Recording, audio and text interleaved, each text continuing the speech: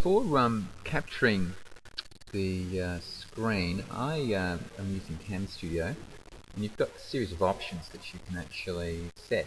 And, the other thing that you can use to make the screen size small is to change the area that is actually used. If you set the screen capture to full screen, obviously the file size is going to be quite big.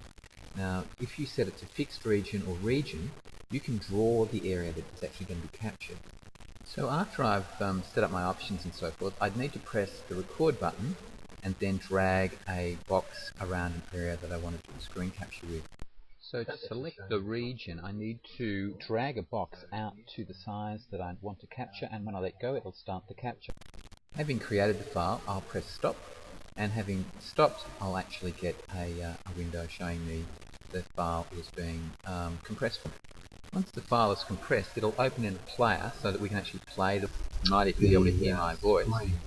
It's certainly showing me how this capture worked, and I can make a judgment whether that's what I want to keep or not. I'm going to open up another product to do some more compression using the Windows Movie Maker software, which is built into PC computers or Windows computers, at least at the XP level.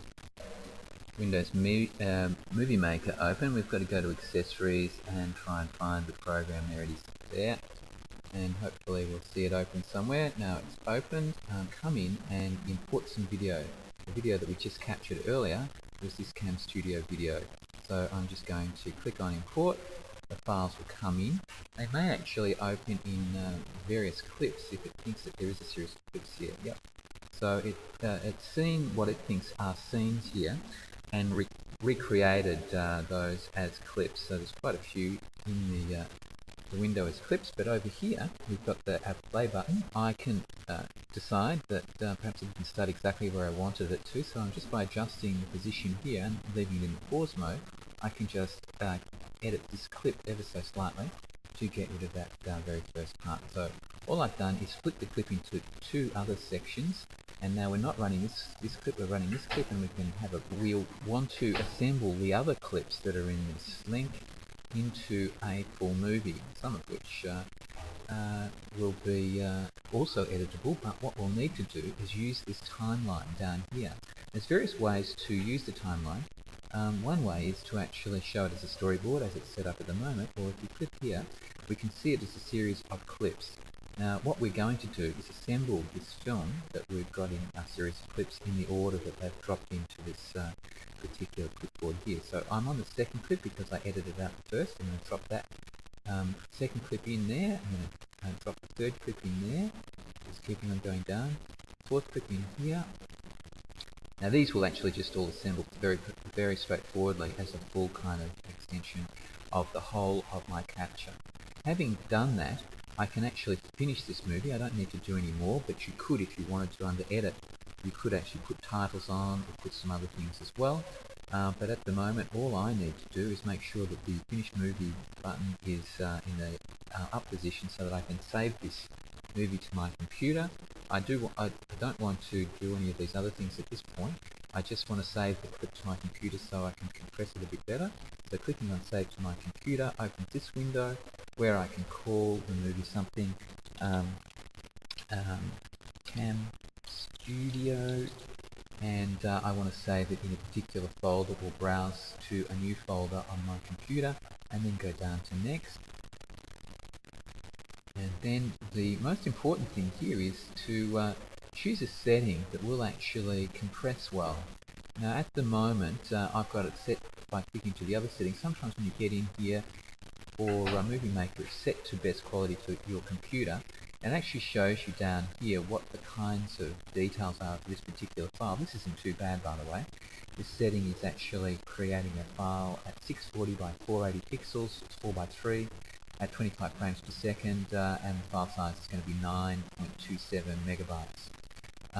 So what we can do though is make some adjustments here if we'd like to, by choosing other preset settings that are available to us. So that was video for LAN. We've got a bigger file size at 1 megabit per second, but we might bring it down a little bit further, say back down to video for broadband. And all that changes here is that the bitrate changes, well, the bitrate didn't change, but the dimensions have changed up to 320 by 240 pixels, and the estimated size is 8.26, so it's a little bit smaller. So having clicked on next, that will actually take us to the compression, and we'll see that that takes a little while as this window builds up here. What we'll do is we'll find that it'll try and open this movie when we click on the finish button. As it comes in, it'll open in Windows Media Player.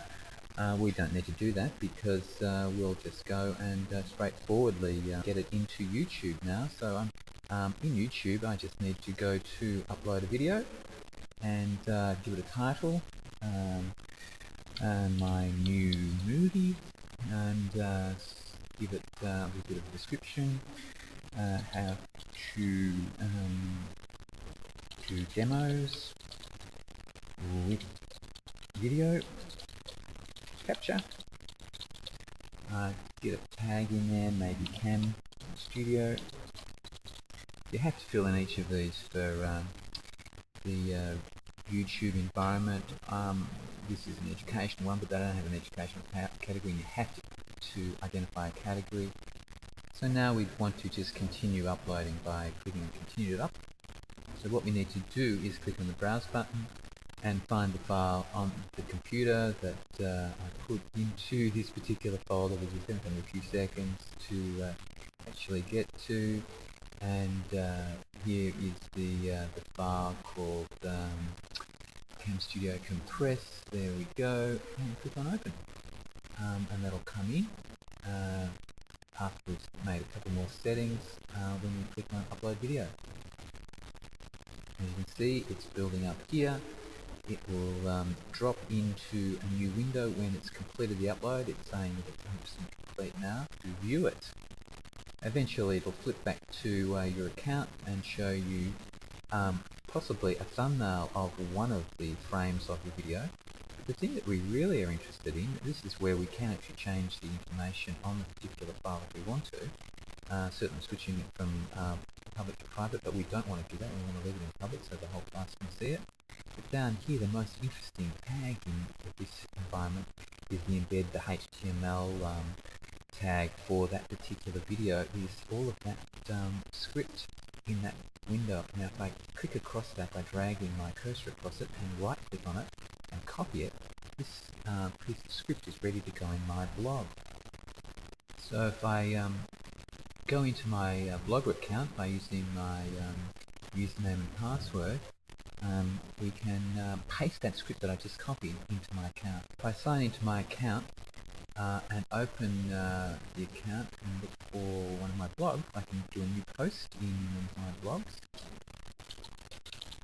and I can, in the message area, I can just paste that script in and make sure, this is the other thing you've got to make sure, that the tag is actually on Edit HTML, not on the Compose normal window. We've got to be in the Edit HTML mode, and then we can just scroll down and publish that, and it will come up as a window if I view my blog into my latest post. So this is a Cam Studio how-to. It is actually showing the other background clip, but eventually this will load the a frame from my own movie. I press play.